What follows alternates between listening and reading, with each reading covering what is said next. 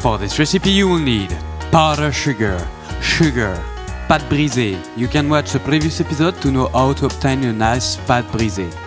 Eggs, lemon, melted butter, salt and red wine. First, blind bake the pâte brisée at 210 degrees for 15 minutes. Secondly, peel off and juice the lemon and mix it with sugar, eggs and melted butter.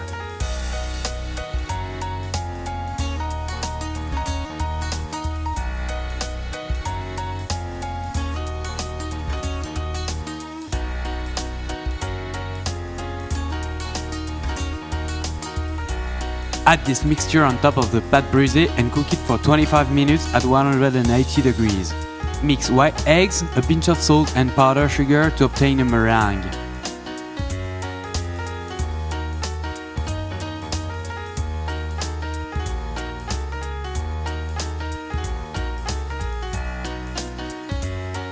Top the pie with the meringue and let it cook till it gets a nice golden color.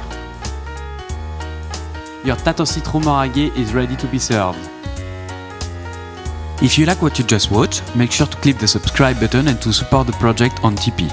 You can of course hit the thumbs up button and leave a comment below. Thank you.